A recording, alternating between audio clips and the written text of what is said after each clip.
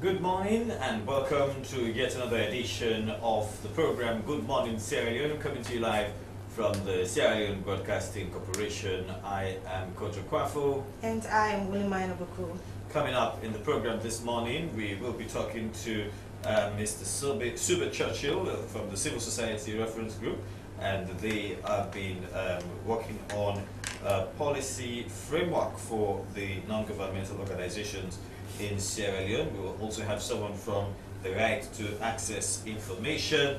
The Sierra Leone People's Party in North America branch also will be inaugurating the 2019 Regional Executive, and we'll also be looking at the Anti-Corruption Commission's Amendment Act. All in the program this morning with Mina, looking ever so beautiful.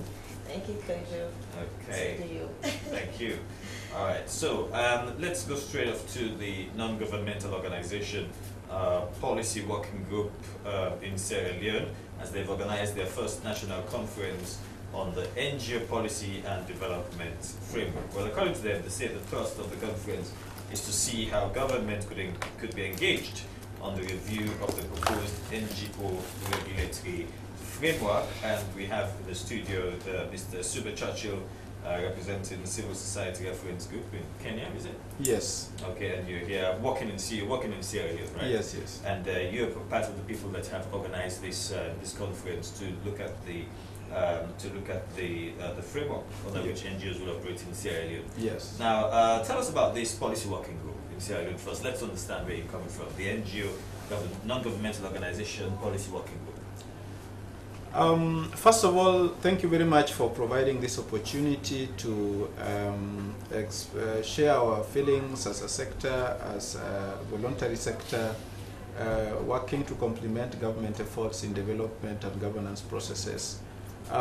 Recently, the government of Sierra Leone did produce a policy paper that is called Development Cooperation Framework. And that Development Cooperation Framework is designed to harness the contribution of development partners, traditionally called donors, and civil society actors or NGOs. There are, however, concerns, first of all, with the manner in which that policy framework was developed. The sector has expressed concern that the process was not inclusive and was not sufficiently consultative. That a number of actors, including development partners, be they international NGOs and national NGOs, were not sufficiently consulted, and therefore feel that there are certain provisions in that framework that would cripple their operations and therefore render them completely incapable of delivering on the mandates that they have set for themselves and for the benefit of the communities and society that they serve. And therefore, yesterday's conference was a culmination of consultations that have been taking place between civil society organizations, between NGOs, local and international, and was meant to consolidate a collective position that they would wish to share with government as a way of calling for a renegotiation and a review of that policy, because if implemented as it is, it will completely render the NGO sector incapable of delivering on its mandate? Incapable, yes, because we understand that when you say incapable, one of the things that I understand that was in the proposed framework, the previous proposed framework, was that 70% of NGOs funding should go to beneficiaries, while 30% should go to the administrative costs of the NGOs. Is this true? Yes, that is one of the provisions in the framework. Ideally, one would wish that a greater chunk of funding that NGOs receive, be they national or international, go towards the benefit of communities. First of all, the terminology of beneficiaries is one that promotes dependency.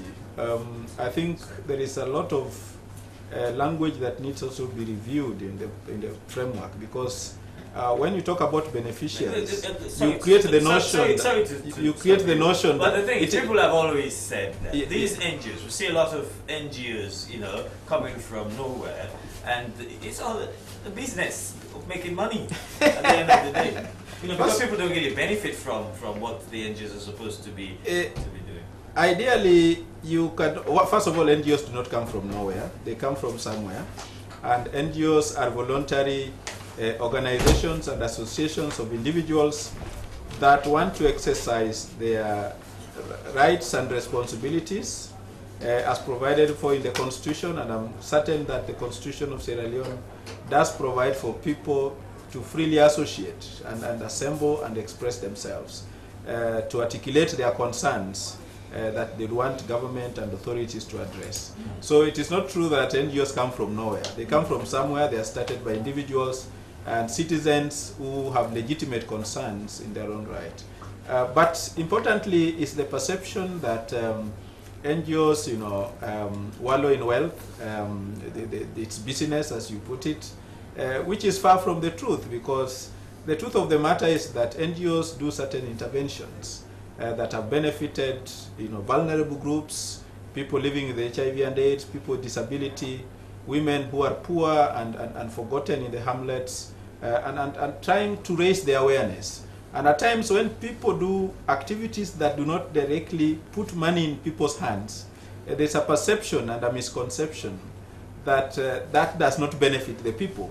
For example, when you hold a meeting and create awareness about the rights of the girl child, to not to be subjected to female genital mutilation, it is very difficult to quantify that intervention in monetary terms, and quite often people think that that is not something, that is not benefit, it's not beneficial. But in actual fact, societies across the world, including in Africa and Sierra Leone, would not be where they were it not for the many interventions that civil society organizations. This your new, this proposed regulatory framework, does it set any yardsticks to measure the effectiveness of the projects that NGOs undertake across the country? Yes, it does, by creating a monitoring and evaluation framework. Organizations that operate as NGOs on their own have their own internal monitoring and evaluation frameworks. In fact, a number of donors who work with civil society organizations and even international NGOs have their own internal monitoring and evaluation frameworks. Now, what this framework does, the government framework, is to attempt to create another layer of monitoring and evaluation. And it is as if the whole focus of government will be on what NGOs do, instead of providing services that for which they collect taxes from citizens to deliver. Now, if government will be saying that their work will primarily be to monitor what NGOs do, then at what time will they deliver on their mandate? Because they are the primary duty bearers. Civil society organizations are secondary duty bearers. They are people who, instead of going to engage in business, to open shops, have decided that there's something positive they can do to impact on society. And therefore we are saying that instead of government creating a whole bureaucracy that will primarily focus, as if their mandate, as if the reason for which government is elected is to hold NGOs to account, that is not the primary role of government. Government is there to deliver on the promises and pledges and manifestos that they express to the people, And none of that had to do with monitoring the work of the NGOs. However, we understand that as a voluntary sector, we also need to be accountable, not just to government, not just to the regulators, but also to the communities that we serve. And across the globe, civil society, through civil society partnership for development effectiveness, NGOs, be they local and international, have come up with a framework for ensuring that they remain accountable, not just to government, not just to the regulator, but also to the communities that they work. Yeah, some people will say with this framework that you are now proposing, it seems like you're dictating to government what you want to happen. Because in the past, after the previous policy framework, we understand that some of your guys in the NGO world, like Ibrahim Tumi and Abdul Safar Abdullah, are saying that there's a tendency to undermine the work of civil societies. Ibrahim Tumi said that, and we have Emmanuel Safar Abdullah saying the government should rethink about reviewing the policy before it becomes law. Now, don't you think that you are setting your own benchmarks for the government to adhere to rather than they telling you what to do? It's really, in today's governance processes, it's not about any one actor dictating to the other. It's about people sitting around the table and saying, this one will hurt me in this way. And so what the NGO sector in Sierra Leone are doing is to say that we appreciate your proposal. However, if it is implemented the way it has been proposed, it will hurt us in this way. A typical case in point is where a government is saying that NGOs will only be registered for 2 years, and then that registration will have to be renewed after every 2 years. Now, NGOs across the world operate on the basis of a strategic plan that at times is much more long-term than the 2-year registration period. Now, if you tell an NGO that you'll have to register after every 2 years, at what point will they be able to execute, for example, a 3 or 4 year strategic plan? Because you want also to secure sufficient funding that is able to take you through the entire 5-year period or 4-year period or 3-year period, depending on your strategic plan. Now, if you have a situation where you have to register for 2 years and wait to renew that registration after 2 years, then you are telling the people that you work with that you cannot promise that you'll be doing anything for long enough to be able to provide impact or make an impact on their lives. And so these 2-year interventions that government is proposing through the framework, the NGO sector is saying it is a good proposal, but it can be made better by making registration a once for all affair, so that once you are registered, and as long as you are able to file your returns, as long as an NGO is able to comply with the reporting requirements, then this 2-year registration is completely unnecessary, because government itself is not elected on a 2-year term. How long does the government serve here in Sierra Leone?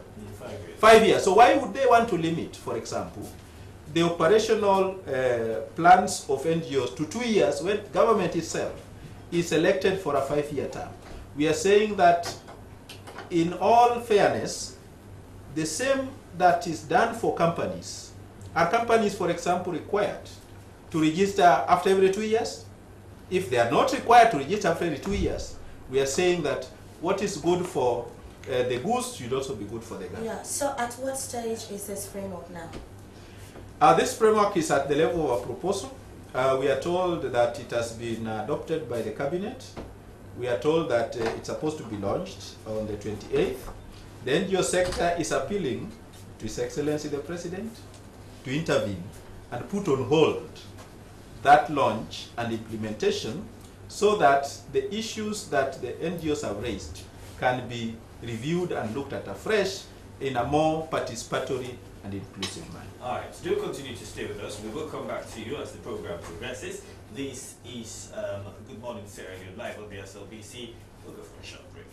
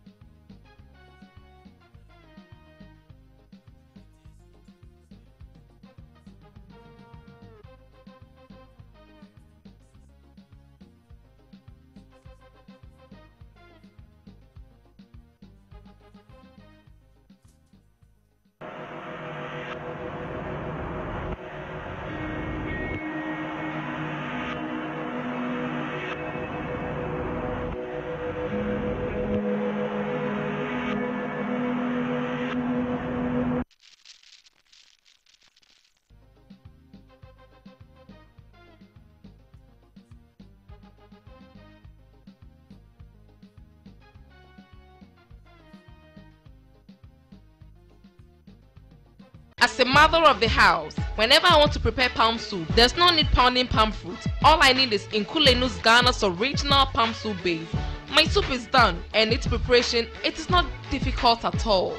Nkulenu palm soup base, it's easily done with no difficulties. Just take few ladles and your soup is done. And its flavor, it's amazing. This is Nkulenu's Ghana's original palm soup base. And this is Nkulenu's Ghana's original spiced palm soup base. Iron fruit and turkey berries are naturally added. Also available brown gold natural cocoa powder, sunny gold brown sugar, meat fufu flour, shito, pisa and moringa. All available at Nyami Ado Enterprise, 1 Lower Waterloo Street, Freetown. Nkulenu palm soup base. Ghanaian original taste.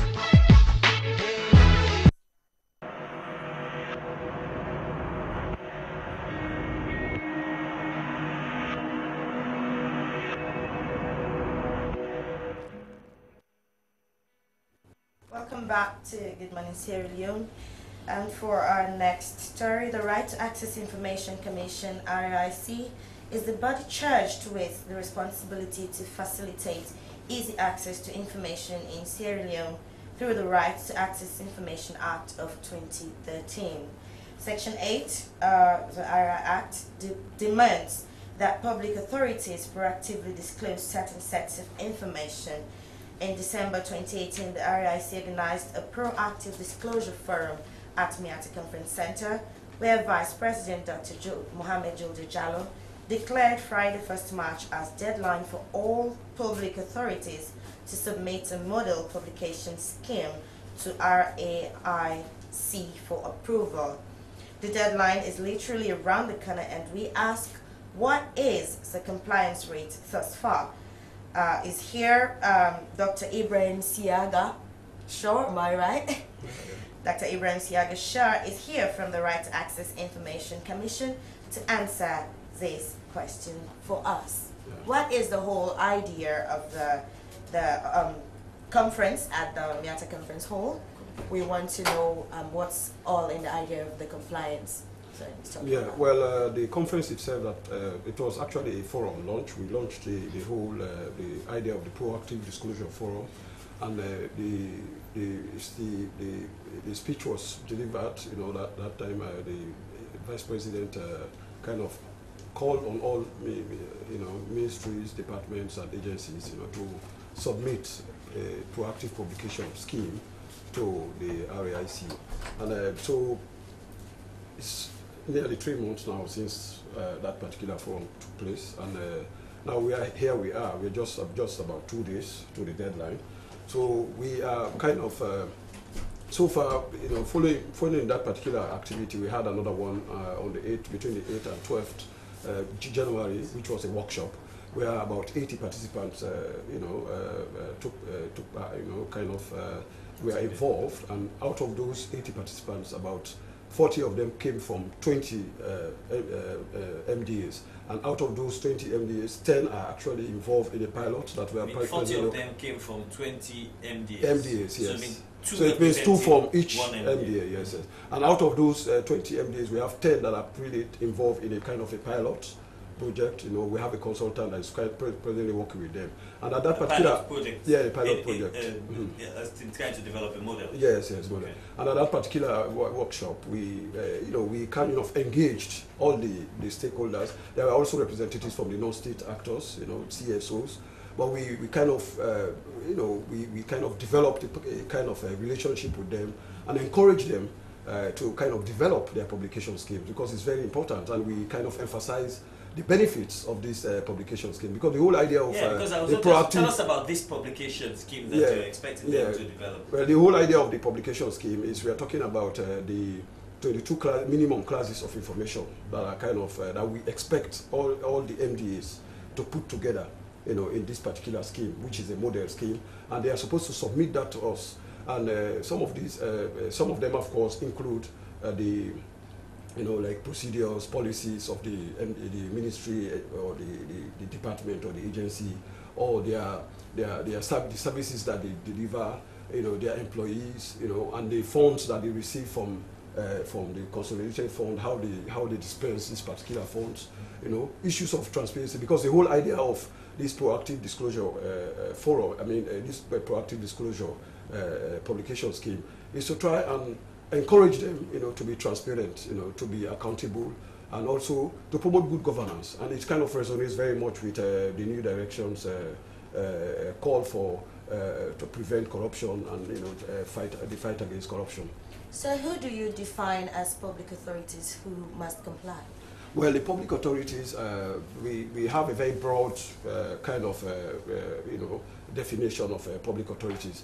At the moment, we are looking at ministries, departments, and agencies, but it goes beyond ministries, departments, and agencies. Even private members of the private sector who are also providing services to the public, because some of them are contracted by these ministries, departments, and agencies. So they also fall within the category of public authorities because they are rendering services on behalf of these MDAs.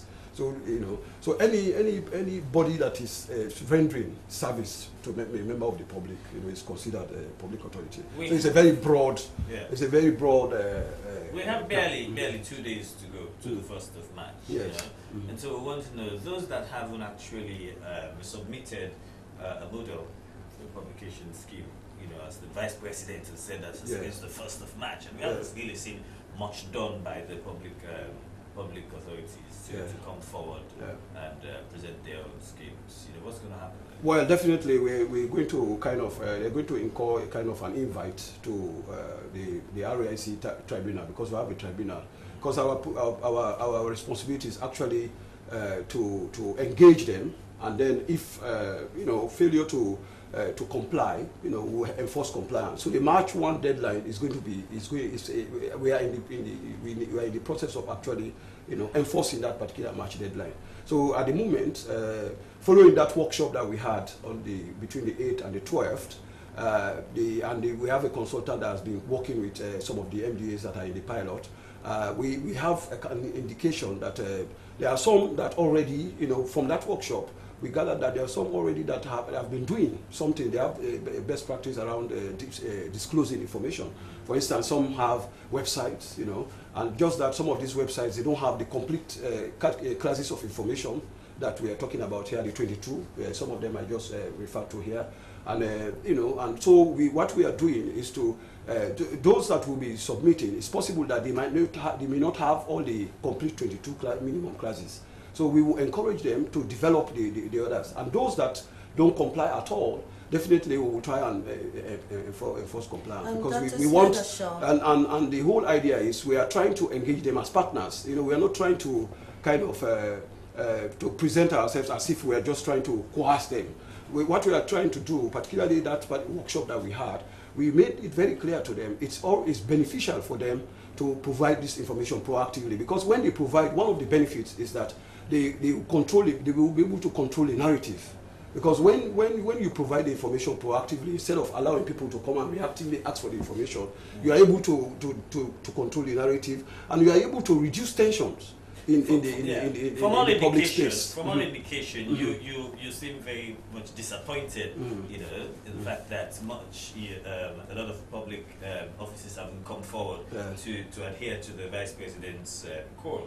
Now, does this show that there is no political will or limited political will on the part of government to the right to access information, access to information legislation? Well, please, we need I'm not trying to get you. Yeah, let's get it straight, because at the moment we are still not, the March 1 deadline is still about 2 days away.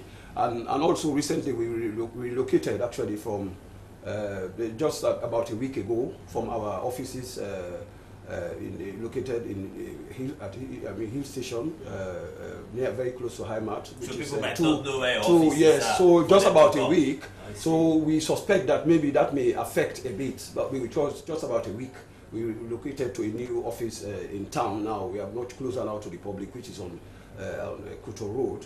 So notwithstanding that, from all indications, we are seeing that there is enthusiasm already we've had some, we have got information from some MDAs that they are preparing. They have been working on the scheme. So we are expecting to receive, and some have already been telling us that they have been working on the publication schemes. And also there is evidence from the workshop that we had, we organized the last time. Some of the participants did actually inform, other participants and us that they are already doing it. They, for instance, there was one participant from the Ministry of Finance who reported that they have an electronic billboard, which is stationed just outside the Treasury building where Ministry of Finance is located.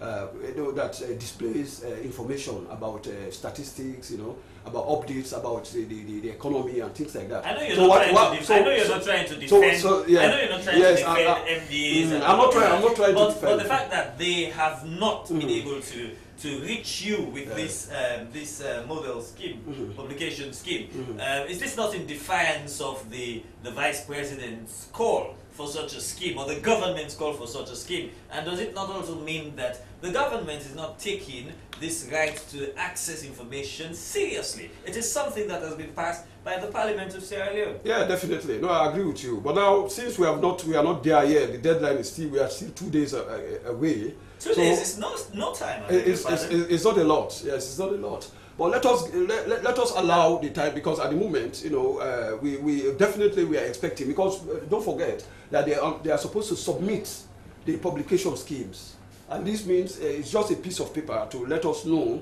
that they have adhered or they have complied to this particular thing, and that they have information that they are already displaying, or either in different formats. It can be digitally on their websites, or it can be available on different platforms. So they just need to send us the publication scheme, which will list down all the classes of information that they have. So we are expecting. I think it's still not too late. Yes. It's early yet. It's still not so I too think late. let's don't bring the curtain down. It's still not too late, but since the commission was established in 2014, several expectations have not been met. Yeah, definitely. Yeah, well, to be honest with you, not much. It's only now that people are beginning to know about the commission. And that's what part of the work that we are doing is actually to popularize the work of the commission and popularize the act itself. So that's why we've received adequately informed. They're not aware about yes, that's what we are doing now. In fact, we've got some funding from World Bank, and through the Public Finance Management Improvement and Consolidation Project, which is located at the Ministry of Finance. The funding is coming through them, and we are working. We are embarking on a nationwide, campaign, awareness raising and popularization. So this is something that we are working on, and we want people to know, and we want public authorities to know that we are partners in development. What we are trying to do is to help them, because in addition to promoting transparency, accountability, and good governance, we are also helping to facilitate service delivery. So most of these public authorities, they need our service. Because information is power. If people are not aware of what they are going to expect from these public authorities, or they don't know exactly what is going on, and so they will not be able to ask the right questions. And if they supply side, because what we are trying to do here is to strike a balance between the supply and demand of information flow. Yeah. So if for instance the demand is too high, it's much higher than the supply, that's going to create a problem. So that's why this proactive disclosure of information is very, very important. You were saying something just now about funds. Yes. Now, for a long time we know that you were operating on the single funding entity, yes. government of Sierra Leone. Yes, so what are you doing? Are there any new or innovative approaches to maximizing resources? Yes, we are. We are looking. I mean, as a government statutory agency, we are also subvented. We are getting some funding, but we are not relying solely. How regularly does it come? Well, definitely we receive quarterly allocations. Yeah. And in the past, has it been forthcoming? in the past, because a new commission was constituted in October. Yes. I was appointed in October, and a few weeks after the other commissioners were appointed. So, I mean, what we inherited a very difficult situation, a huge debt, because allocations were really not coming timely. you know, and funding, we were having a huge funding challenges. Yeah. But at the moment, since we took over, we have been seeing some cooperation on the side of the government. It's like there's a political will at the moment, and we're only hoping and praying that that particular will continue in terms of releasing funds. And we're not only relying on government funding, because don't forget that this is an independent commission. It's in the Act very clearly defined that we are an independent agency, so we are also allowed to look for funding. We are also allowed to look for funding elsewhere, so that we don't rely on the government subvention. When it comes to issues of compliance, I think the entire citizenry of this country have got issues. Yes. What are the penalties for non-compliance? Well, if the failure to comply, they will incur invitation to the tribunal, and and what's going to happen thereafter? Definitely, they will fines will be imposed. You know, because for instance, agencies can be fined as up to 100 million. You know, so so that would serve as a kind of a deterrent. If you know that you are going to lose, you are going to part company with that sum of money, definitely you'll be very careful. And besides, this was a declaration that was made by no less a person but the Vice President. You know, just before. So I mean, we are going to show that we mean business. We are there, and we are there to help. Some school of thought has it that the appointment of commissioners by the President largely questions the independence of the commission. And you've just come in, and we want to know how independent you are going to be. And it's like the government just puts the person they want to run things there for them. Well, definitely. And it's not beginning with your government, with this government. Sorry, not your government. Yes. Well, definitely. I have to say that it is an independent commission. Of course, it's clearly indicated in the Act. But let's don't forget that it is a statutory government agency. It is located in the Ministry of Information and Communication.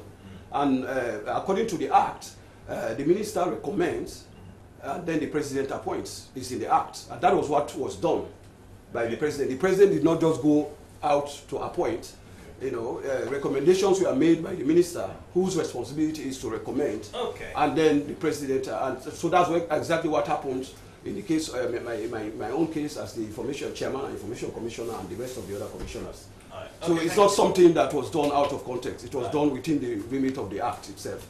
But that does not mean that we are not independent. When, for instance, when I was appointed, I was given the assurance that I would be allowed the free hand to run the commission as an independent body. You know, and so far, that is what is happening. Okay. All right. Thank you very much. Thank you, Mr. Shaw. He's from the Right to Access Information Commission. He's here telling us about the disclosure forum that they held at the Miata Conference Center, in which the Vice President, Dr. Julie Jara, declared Friday the 1st of March as deadline. Underline that word, deadline, for the public authority, for all public authorities to submit a model publication scheme for approval. Well, much has been seen of that yet, anyway. Now, let's continue with the program. We have the Sierra Leone People's Party North American branch, who will be inaugurating their 2019 regional executive at the D's Royal Palace Banquet and Evening House in Houston, Texas. Well, the executive on the 27th of October 2018 was elected into office in New York, Mahmoud Sharif, and is with the SLPP branch based in the city of Seattle in the state of Washington in the United States of America. He's with us in the studios. Welcome back home. Yeah, thank you. How do they call you guys? JC, eh? Okay. Yeah. Congratulations on your appointment, first of all. And when will the inauguration take place, and what's the significance of it all? Okay. Good morning, viewer. Good morning, Sierra Leone. I'm a chairman of Seattle, Washington, and we have the national chairman-elect is Mohammed Bar. Okay. So I'm not part of the executives. Okay. Yeah, but I'm a chairman for one of the states called Seattle, Washington. Okay. Yeah, the election was held on October 27, 2018. And the executive that has been elected, they will be inaugurated in, let me say, on the 13th of April. But it's just a democratic process. We are going about the process just like the SLPP here. So it's election, not selection. No, it's election. Yeah, not selection. Not selection. Okay. So we are going by the democratic process. So you have to be nominated and you have to be elected. Mm. And they are serving for 2 years, just like the SLPP here. So there's no difference. So we are going with the democratics. Yeah, I like the fact that you say you're going with the democratic tenets of the SLPP party, but sometimes, you know, I'm not talking of when you're not in power, when you're in power, you know, and you have some form of influence on the party hierarchy as to who they want to become the chairman or the president of that arm of the party. Is that not so? No, that's not so in the SLPP. The SLPP, there's no influence. You have to go by the democratic rules. And the election was transparent, and the process went through, it was on Facebook Live, so it was transparent. So there was no selection process. All right. So tell me, who will attend this event? This event, we have invited government officials. So you have people from Sierra Leone attending? Yes, we have people from Sierra Leone attending, government officials and national executives. And in the United States, we invited senators, mayors, and people in government there. So we invited a lot of people to go and see how our democracy is look like. So please give us an overview of the SLPP branches and how they operate in the USA. The SLPP branch operates the same way like the SLPP here, because we have executive that's taking care of the whole body for 2 years. We have the chairman, vice chairman, we have secretary general, we have organizing secretary, we have a lot of executives. As the same as SLPP here, we are doing the same thing as SLPP here. We are supportive, we are collaborating with each other. So it's the same SLPP. There's no difference between the two SLPP. How will the event be covered on social media? Well, the event is going to be on Facebook Live, and also my chairman is inviting TV station and radio station. He's on the process of doing that. So maybe you guys will receive his invitation, but we are trying to cover the process, the program to be live and people to see how democracy works. So are people traveling directly from Sierra Leone to attend the event? Yes, we have government officials traveling from Sierra Leone. We have party executive traveling from Sierra Leone. Yeah, it's a good thing that you're here, Mr. Sheriff, because the government is almost 1 year in office now. Since you guys voted, I know you came back, you know, to vote. Tell us, how do you see progress so far? There's a lot of progress as compared to before, because the light alone, I don't drink Kulatate, I don't tire. There's a lot of Kulata. So you will see there's a lot of employment, self-employment. I'm seeing a lot of kekes, I'm seeing movement, I'm seeing things are improving. So there's a lot of improvement, but I would say to the general public to be patient. They will see results. This president, His Excellency Julius Mother Bio, he really loved the country. He really loved the people of this country, and is doing well for this nation. The result will come out very soon. People to be patient. And there's a lot of improvements. Do people have to pay to attend this event? Or is it free? No, people have to pay to attend the event, and you have to buy tickets. It's not like Do you know the cost? yes, that the cost of the ticket have various prices. Yeah, you have $30. You have chief patron. So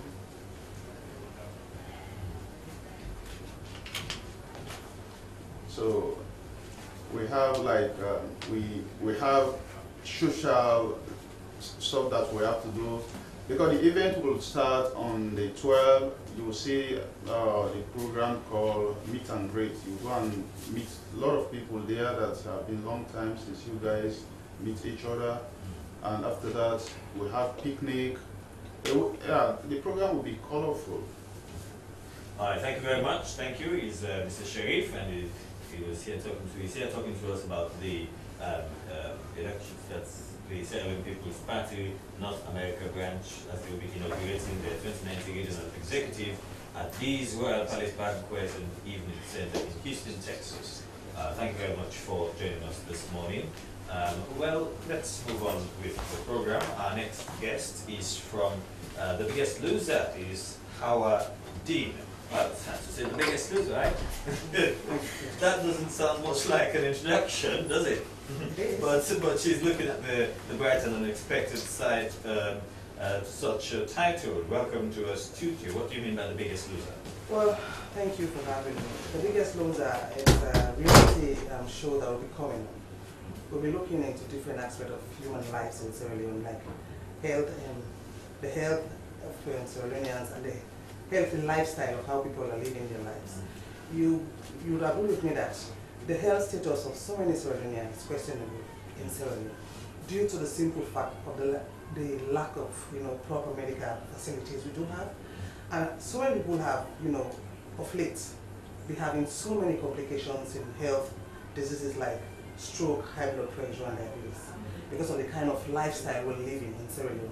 We do not check what we eat, we do not exercise. Our lifestyle is very deplorable. As people, take advantage of so many Sierra Leoneans across the country, we see people, preparing substandard food, substandard drugs. Everything about Sierra Leone, is questionable. That is the reason why Sierra Dreams Network, which I am the CEO of, came up with this reality show that is called The Biggest Loser.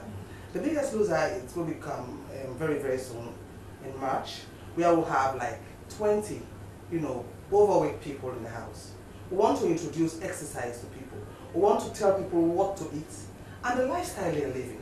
We want to readjust Sierra Leoneans to live a better life because we are very important as a nation. So we'll be having 20 overweight people in the house. Notwithstanding that, we're organizing for the first time 10,000 steps every Saturdays in every communities in Sierra Leone, where people can walk every Saturday and see how their life will be. And that's not the only thing. We will bring in the Directorate of Food and Nutrition to tell people what they should eat. Because we realize that people eat so much salt, so much sugar, and so much oil that has been so much problems for people in this country. And because we do not have the 100% health facilities, people continue to lose their lives. They have problems with their... everybody complains, they are not well. They are just working, but they are not well. So we're saying you need to own your life. You need to take rest of yourself. You need to eat healthy. You need to exercise. You need to even choose the kind of water you're drinking, because we all know that the water that they're selling is of no good use of Sierra Leoneans.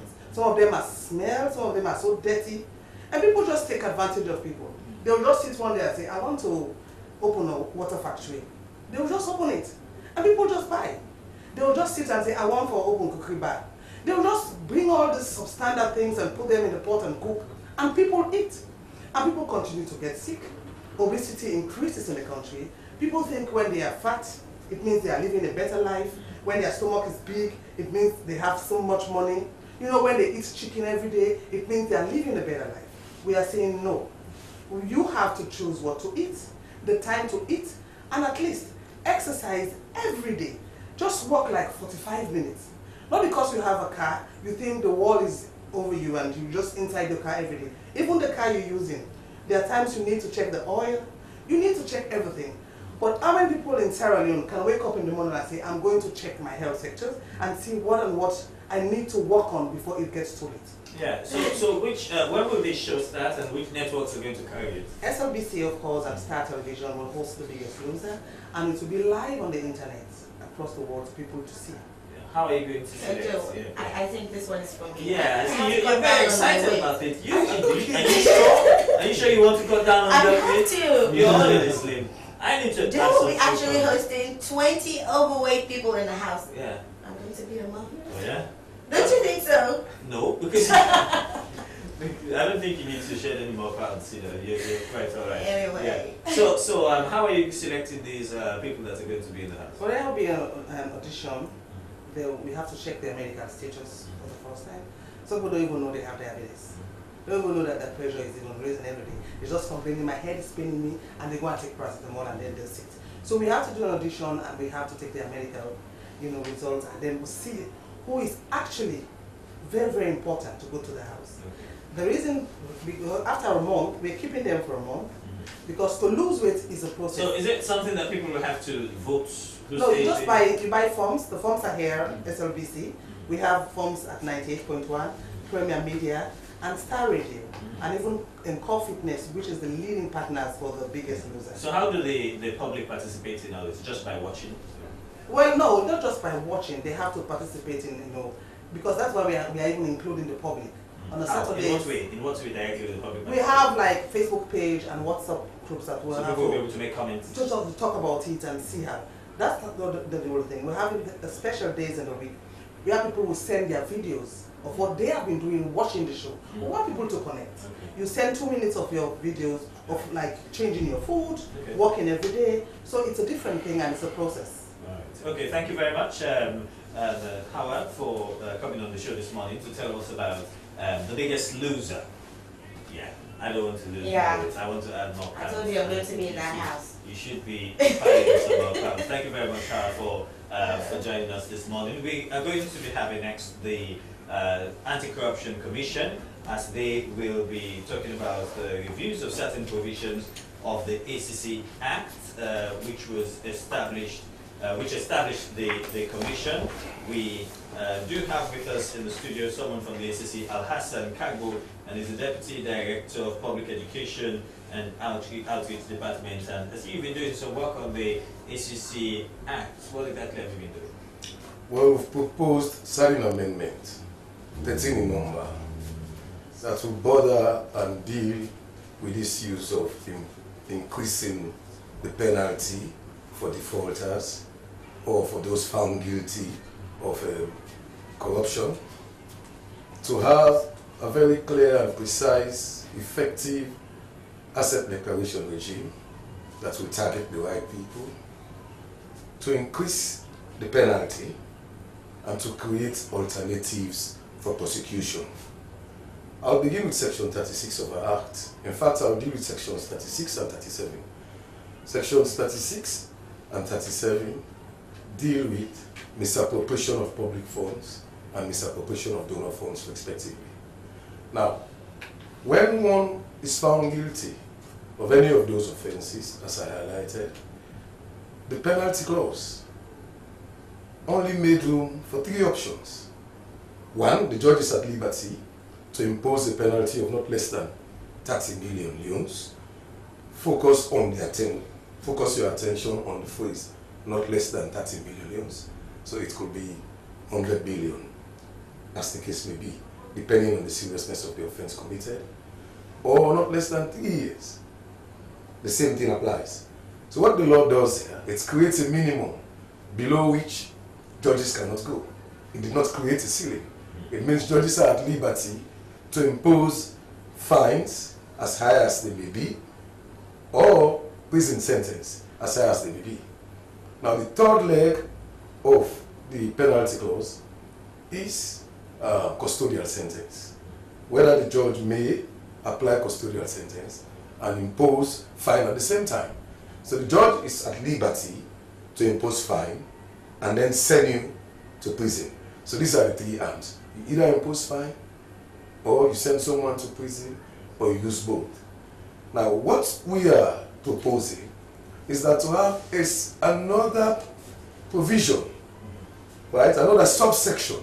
In this case, it will be subsection 4. Subsection 4 now is saying, in addition to any penalty as imposed by the judge based on the penalty clause I've just highlighted, the person found guilty shall pay back fully the money or the resources he had stolen from the state. So now there will not be an option, because you may have those that will say, I'll go to prison and come back and enjoy the loot. And there's no room for that. If you are found guilty for misappropriation of public funds or donor funds, they would ask you, in addition to the penalties imposed, now the judge, it's not even an option. The judge would now say... Will this new rule apply to commissions of inquiries also? But the ACC and the Commissions of Inquiry are different and separate institutions. The Commission of Inquiry is not performing the functions of the ACC, and the ACC is not performing the functions of the Commissions of Inquiry. So they are distinct and separate. So that is not it. And these laws will not have retrospective effect. No. Meaning they will come to effect when they are ratified by Parliament.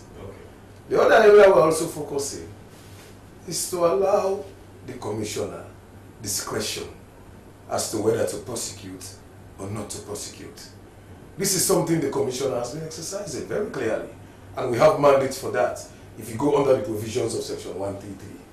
But what the Commissioner in his wisdom seeks to achieve by bringing in a subsection under Section 89, which lays out the procedure for prosecution, is to ensure that now, if for instance, because Section 89 says, when you have, if in the opinion of the Commissioner, if there has been a breach of the law, the Commissioner can bring an action against the person in court. You understand? But yet he has discretion. Of course, I'm coming to that. Section 133 gives him the discretion to negotiate and settle out of court if it involves funds and resources. Now, however, the weakness in that was that it may incentivize people to engage in corruption because they know they will pay back. So now the subsection we are introducing, which is B1, now you pay, is section 89(1), paragraph B now says, you can opt, the Commissioner can choose to settle out of court so that this person can pay back the full amount he has paid. What is new now, it is the B part. The B part is saying, if you've paid, now, if you accept to pay, then you can accept not, you would be banned from taking public office for at least 3 years. So now if you pay back as a consequence of stealing from the state, that is after we've elected not to prosecute, then you'll be seized from taking any public office for at least 3 years. So by setting that form of punishment, you know, are you not like interfering with the role of the courts, as in the court passing a judgment and putting a penalty on the offender? No, sir. Settling out of court is good practice everywhere in the world. Every law enforcement agency can opt to settle out of court. It is very clear. And settling out of court is not also a trial. It is not. Here the accused has to concede that indeed I did what you are accusing me of doing. Number 2, I'm willing to pay back.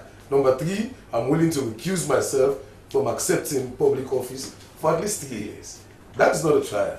That is not usurping the functions of the judiciary. When a matter goes to court, it becomes trial. Yeah? In the past, the ACC has been criticized for ignoring the largest cases of corruption, which thus gave rise to the need for commissions of inquiry to supersede the ACC's past errors. How much truth is in that statement? It's not correct.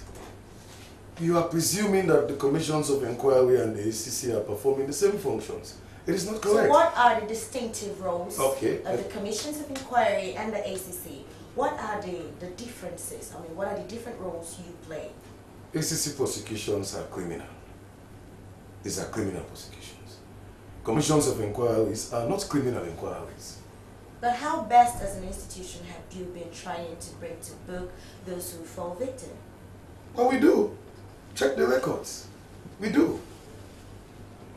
So are you going to make a difference? Are you going to complement the efforts of the commissions of inquiry if you're not performing? Why are you drawing? You seem to be lumping our duties on and on and on. They are not the same. We may have areas of collaboration. To complement. If the commissions of inquiry require our help, of course, we would. We have areas of collaboration. They may ask us to provide maybe an asset declaration. So let me come to the area that has to do with asset declaration. And then maybe I would answer your question. Yes. We really don't have time for for that now. But let me just ask you briefly, is there a time frame to this film? The frame? Are you setting a time frame? A time frame, when are you going to complete this process? No, we've made we've made the proposed amendment right now. It's a bill, it's before Parliament. It has gone through Cabinet already. Cabinet has approved same. It is before Parliament. We expect Parliament to look at it and make a decision on it today. All right, thank you very much. Well, that's where we call it wrap. For this morning's edition of Good Morning Series. I hope you've enjoyed the program, every bit of it. And please join us tomorrow for another edition of Good Morning Series. Thanks. Goodbye.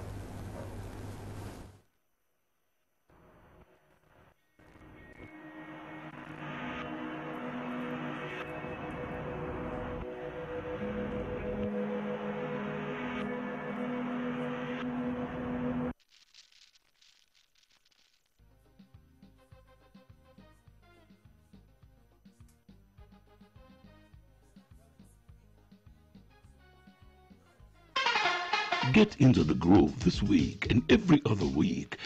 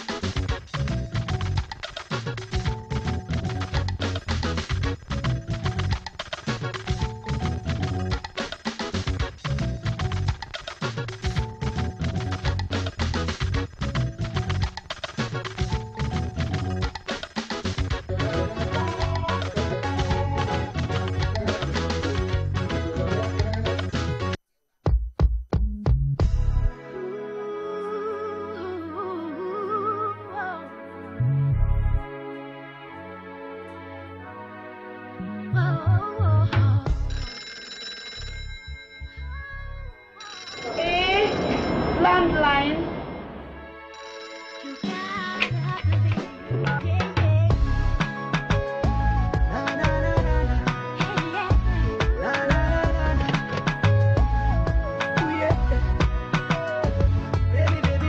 Yes, the Sierratel landline, not for make and receive call number. When you buy the Sierratel landline, you go same way so get one corded desk phone or one cordless desk phone and enjoy clear call with the lowest local and international call rate and super fast internet speed. The Sierratel landline and internet service, they come with router for make you browse internet. You go able make and receive call to and from all mobile network inside Salone and overseas. And set, use your router with data for watch film, CNN and other news channel them na YouTube and plenty other things over the internet na your computer or on your smart TV. The Sierratel landline and internet router package, they range from silver when a 120,000 leon to connect all plus when a the unlimited package we go give you freedom for use your data for 1 month for just 1,220,000 leon. But fair usage apply. Now, when you in a office they work, you ask go call, say them picking, then a host they study.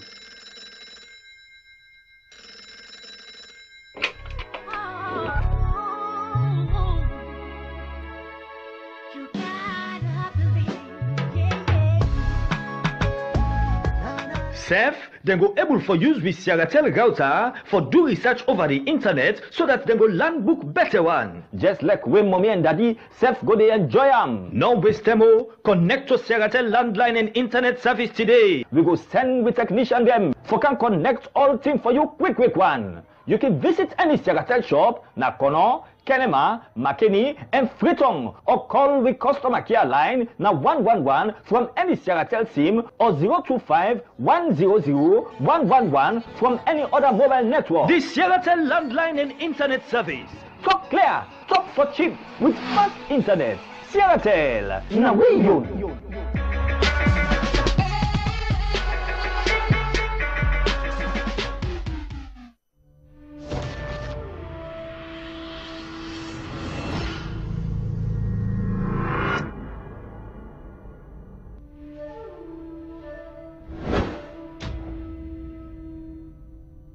Change takes time, and that change is taking place now at the Sierra Leone Correctional Service. Since 2014, the old prison system died and the new correction service was born.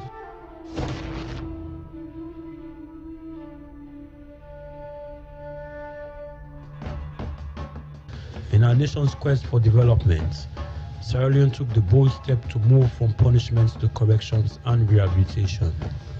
Now, we're no longer locking up and throwing away the keys. We help the inmates to realize their wrongdoings while taking steps to reform themselves to becoming meaningful contributors to their communities. Despite some challenges, the resilience of the Sierra Leone Correctional Service Management and its partners have drastically improved on the conditions of inmates and public safety.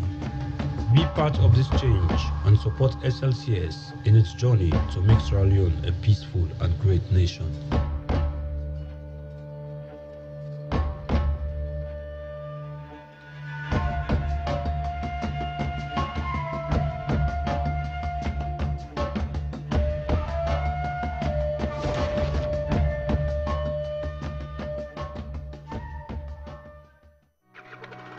It's frustrating waiting for your videos, music, voice notes, and documents to arrive on a slow 3G network.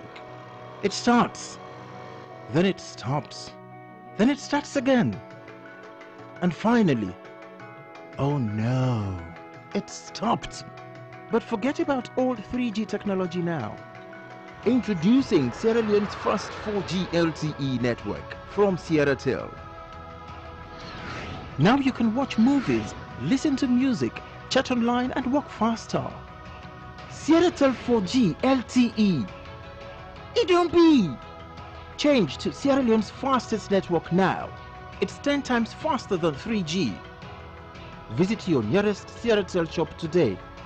Nisef want 4G LTE. SierraTel. Truly ours, truly yours. Get into the groove this week and every other week and be part of Bottom Line. Bottom Line, the all-new SLBC radio and television public enlightenment campaign talk show is especially designed to delve into issues and graciously offer you an amazing, appetizing, and satisfying cocktail of in-depth views, comments, analysis, and prognosis by well-grounded experts with wide-ranging knowledge and experience. So, get cracking and tune in to Bottom Line on the SLBC for 60 minutes of incisive and pragmatic good governance interviews, accountability interviews, and personality interviews for the whole story behind the story. What more can you possibly hope for? Bottom line, you can't afford to miss it.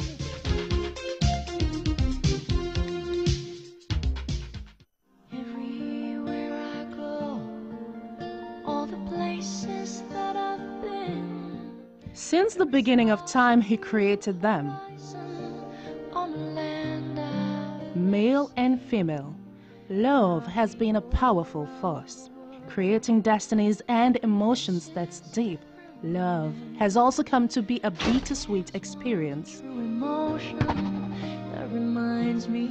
To answer these heart-burning questions and share experiences from the soul, tune into The Love Factor. Experience the feeling of love with Diana Duarte on The Love Factor.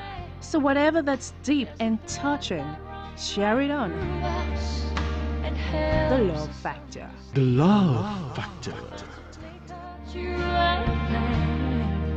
From the very first sweet melody to the very last. This the morning coffee. Morning coffee, 9 take wake up and tea break in place. Morning coffee go begin 7 o'clock to 9 o'clock morning, Monday to Friday. Na SLBC Radio FM 100. Na 2-hour non-stop program. Wednesday day, you will get news, report, live guest in studio, sports, newspaper review, today's note, today in history, and plenty more. So join the team. Morning coffee na SLBC Radio FM 100. The program will go begin you dey. I want to start by saying thank you to God.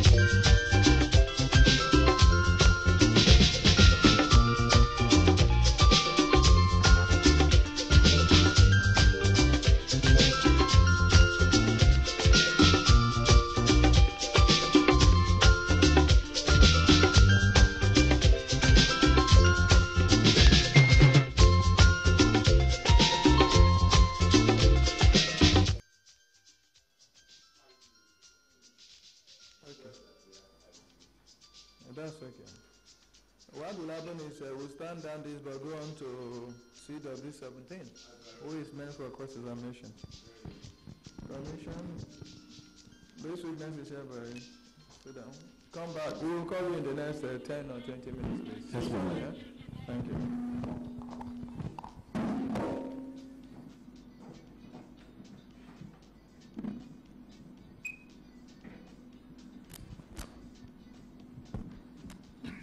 Please call Mr. Abu Darami Kako.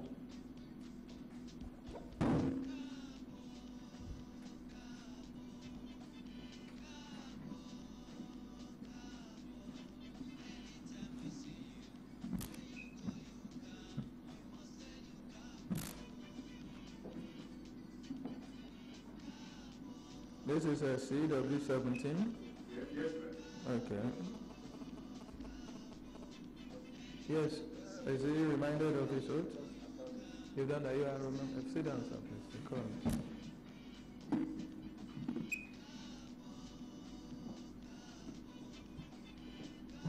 This one is just for cross-examination.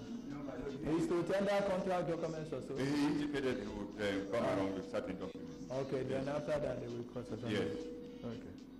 You recall when you last testified that you promised to come along with certain documents? Yes, my lord. Yes, sir. First of all, what are they? What are the documents? Secure list of unsecured loans.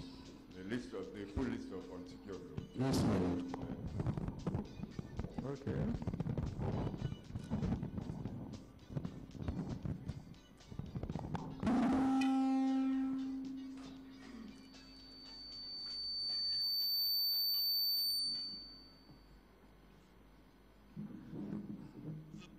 Yes, go ahead. Yes.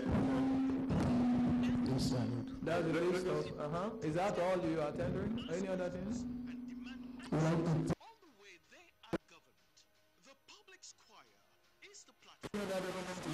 Yes, last week I told you that firstly, I delivered the SMS documents. This is all you have for today? Yes. I apologize. Okay, Robin, you will speak with another? Yes. The defense, you have a copy of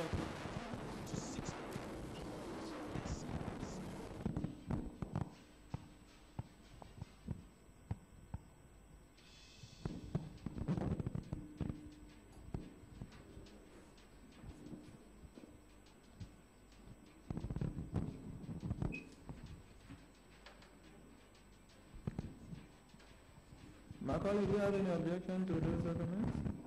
No objection, my lord. Okay. For now, because we only need the documents now. My lord, I also wish to state that yes. I did ask by notice sent to the Commission Secretariat and the bank and the State Council that all documents relating to Alex Lansari and our active command served on council representative. My lord, to date it's only with respect to African Sunshine. There are two other companies where we do not receive the documents that we asked for. So I cannot effectively process that because I cannot without the documents. Without which document? The first is the account opening document for the account, second bank statement, mandate card and correspondences. It is only in respect of one company that documents were served. There are two other companies. Let me check. Sela, do you have any objection? You have objection? Yes, my lord. Okay, to the accessibility of the list? Yes, my lord. Okay. What's the objection? My lord, in the interest of justice and fairness, companies listed on the first list, names of shareholders were displayed for the public, and the same is not done in this list. We want to know the people behind these companies in the interest of fairness and justice, my lord. How does that go to admissibility? My lord, how does that go to admissibility of the document? my lord, I wish we would have asked that question when this first list was published. We are not on first list. The question is, how does that go to admissibility of document? My lord, okay, maybe I'm interested in knowing the people behind this complaint. Is that an issue for admissibility? It's not an issue, my lord. It's an issue for when he comes in, if you want to cross-examine, you cross-examine, and then if he knows, he will tell you. That has nothing to do with the admissibility of the document. Most grateful, my lord. So we have no objection. Most grateful, my lord. Maybe yes.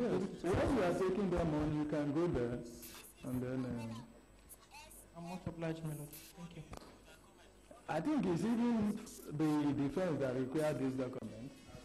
If not, these documents are not even necessary before this commission. This commission is looking into matters within the remit of the constitutional instruments. So any document not relating to somebody covered by the remit of the constitutional instrument is not even necessary for us. But I think it's in the examination, cross-examination, this issue came up. Is that the full list? And he has gone to bring out the full list. So when we admit it, you will take him up in the cross-examination. Most grateful, my lord. Yes, the full list of unsecured credit is admitted in evidence as exhibit. Which next one? P1111. Yes, P1111. Yes, what next? Is that all, Mr. Mercy? That's all for this week. Okay, Macaulay. Yes, as I've indicated, my lord, I cannot effectively cross-examine the witness without having sight or reference to the document which I have proceeded. With respect to African Sunshine, I have done, thorough cross-examination. You cross-examine this man? I have done cross-examination on the first company. This one you are talking. So you tell me now that in respect of African sunshine, we have no cross-examination.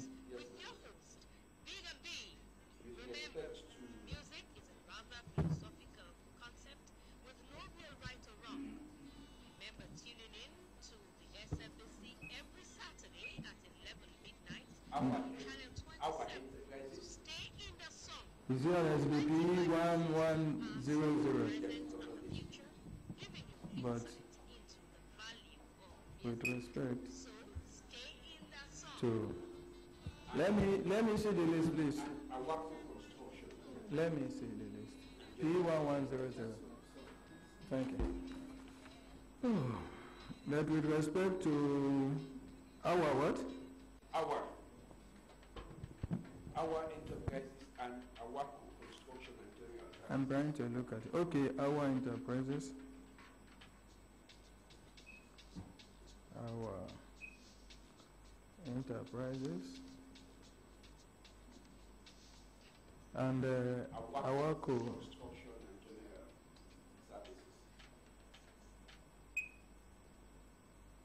Our construction and general service. Do you say you asked them to produce document? Where is the letter? Was there any such letter? Yes, my Lord, I do. Let me see now. I thought it was only in respect of the African Sunshine Limited. Let me see. Where is the letter? What happened was that I indicated the names of the persons on the list, and I said all documents relating to them. And our enterprise and our construction also relates to the two persons of pictures that I am representing. So they are very germane to the cross-examination and shall be impacted.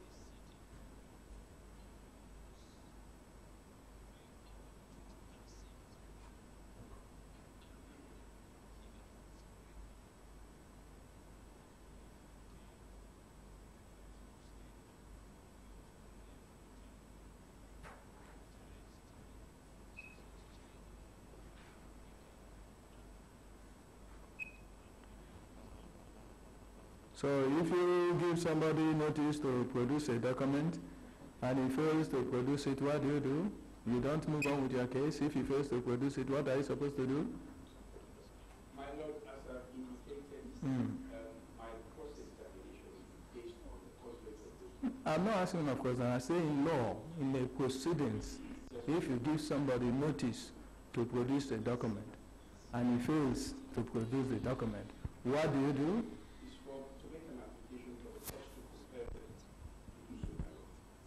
Under which rule?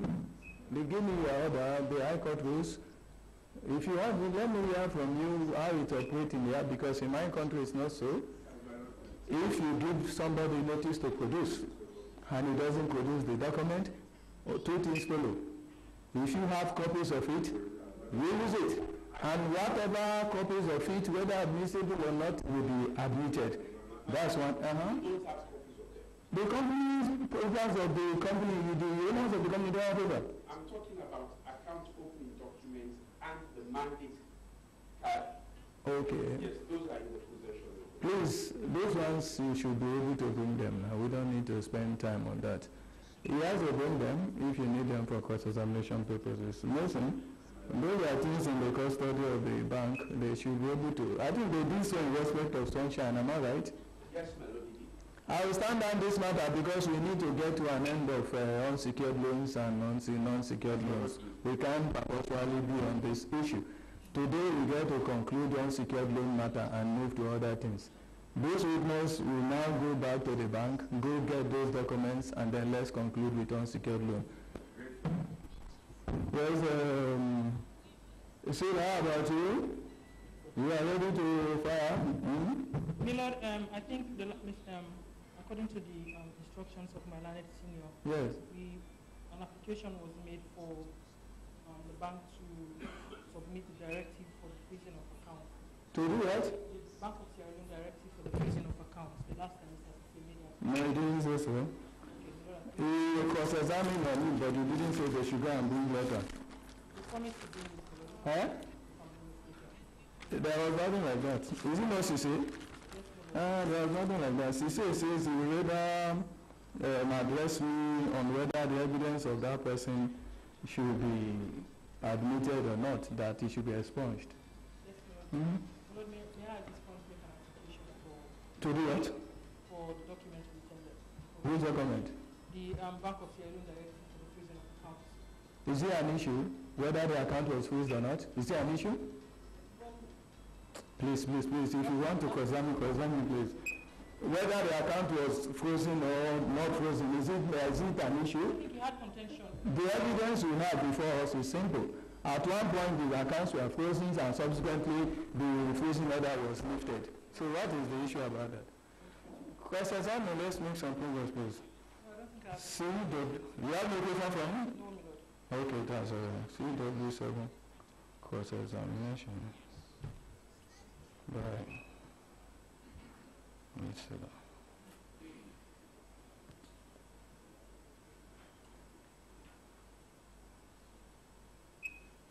We have no questions for this witness. Now, what's your name? CW17, that is Cargo. Please, you go quickly to the office. I think you are the, what's your position, deputy? Eh? That's your position. Yes, please, you go quickly to the office, and we want to have all documents relating to the opening of accounts of our enterprises and our construction and general services. Macaulay, that's what we want now. Eh? Please go and bring them immediately so that we can conclude that we don't come back here again. Okay, our bank statement, please bring them quickly. Yes, you can go now. CW7 is over. Directed to produce the bank opening documents and statements of account of our enterprises and our consultants limited. Mr. Are you ready for the other witness now? Yes? The current MD that you requested. Is here? Is there? He was supposed to tender what now? It was just for him to bring some documents so that these people, the other side can have it. What was it I asked him to bring? Purpose of course.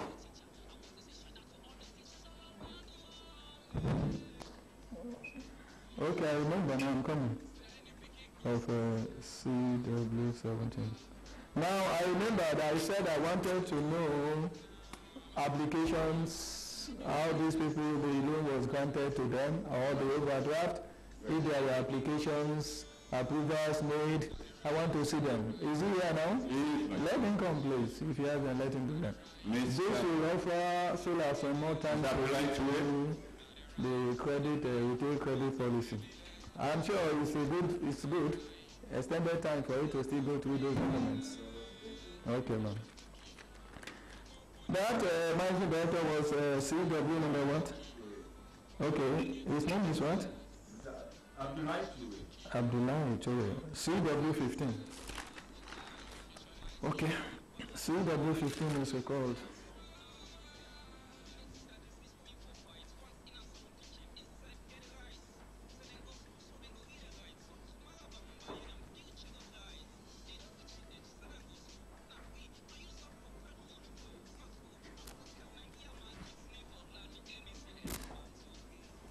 This one is the commission that wanted him to come back with those documents. Am I right? Yes, sir. Okay, just remind him we are on oath now. Okay. Yes, please sit down.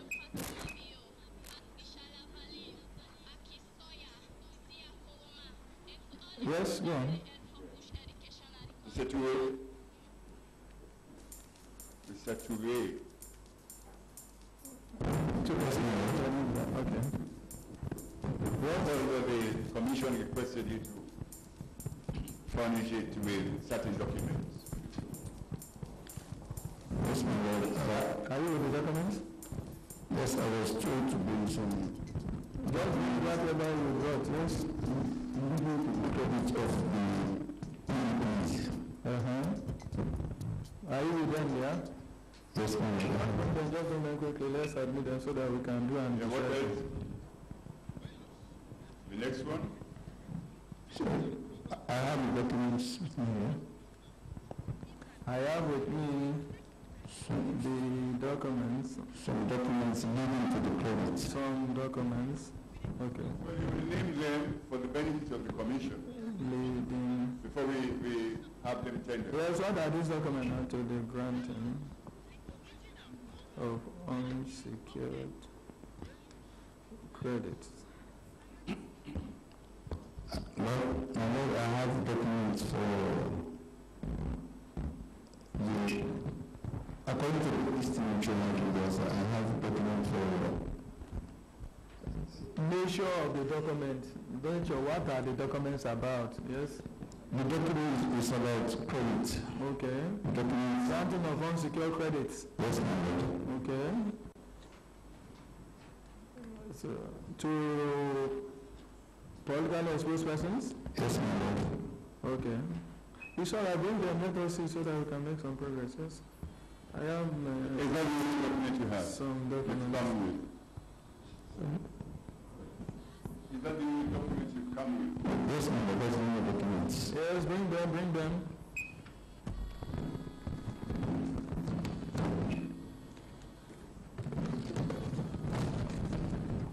Can I give them individually or collectively? We admit all of them together. Let's see. Mr. Robin, you seem to tender them? Yes, I do, my lord. Okay. Yes, that's the fine.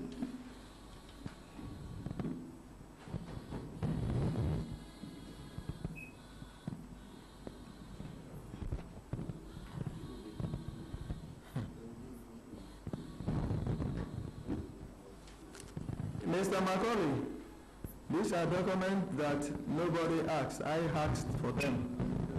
So do you have any objection that I should receive them? No objection. My dear, take this thing, please. Thank you. Ms. Sula, these are documents I asked for clarification. Do you have any objection that I should receive them? No objection, madam. Okay, thank you.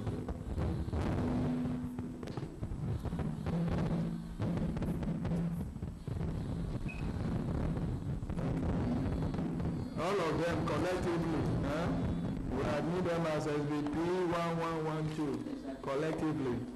You know what? You got to look for a ribbon, all the documents, because you can't just staple them. Just tie them with ribbon. Okay.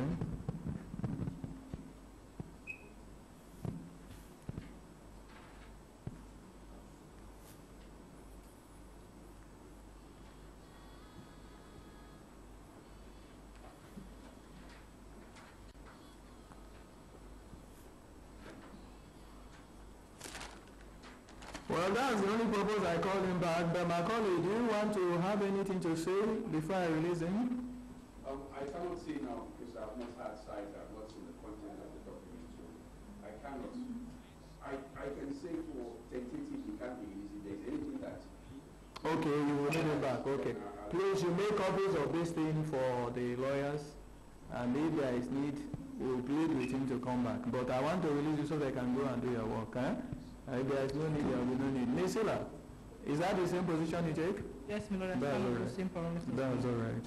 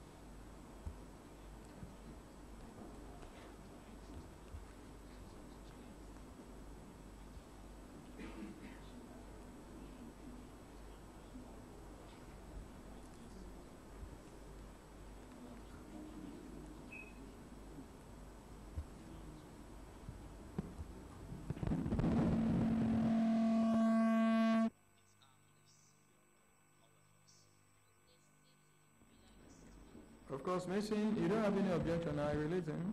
Yes. Okay.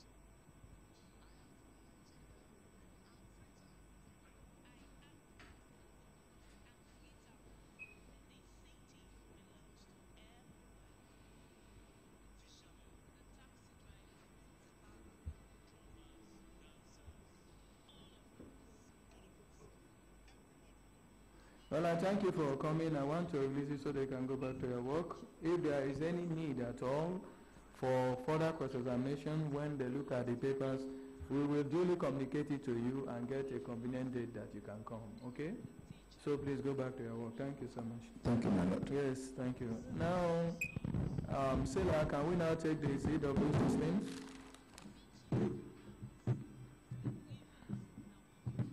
Yes, call the CW16, let him come so that Sila can do, so that we can conclude with this issue and the other things. Kaluko, yes. CW16.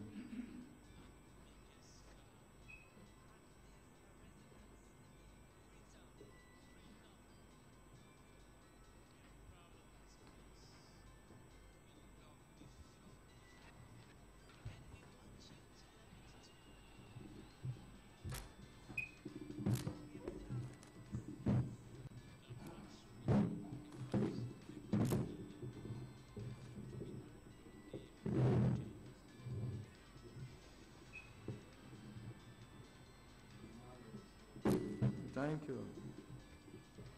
The documents you tendered were admitted as with what? P1110. Retail banking policy. Am I right? Okay, now Mr. Roddick can go on with him.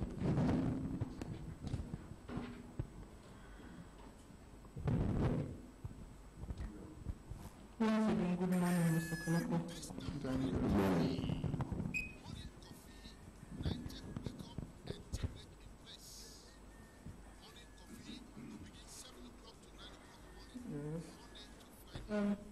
So I think we now have an appreciable understanding of who the politically exposed person is, according to what you and members of your bank has been telling this commission. Yes, my lord. Supported by any policy of the bank. Yes. Because the other day you were directing us to this particular trade policy, not any credit approval guidelines. Yes, my lord. So can you please just direct us to that particular area where such persons are being classified as such?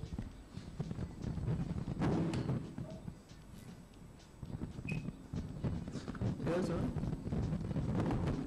If you go to page 8,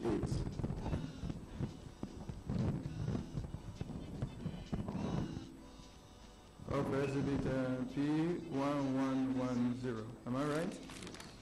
Yes, my lord. Page what you say, sir? Page 8. Yes. Talks about passing along. Page 8 of exhibit P1110. Dealing with personal loans. Yes? So you can look at 7.1. Yes, so what next? It said if you look at page 8, you will see the policy on personal loans. 7.1 talks about personal loan. You want him to read it? Yes, my lord. Okay, read them. Description: loans to augment individual customers' cash flow to enable them to meet personal needs, school fees, bill payment, medical bills, etc. Features: tenure 2 years maximum, collateral, personal guarantee, remuneration of salaries as identified by employer, debt income ratio 40%, fixed monthly repayment not to exceed 33% of after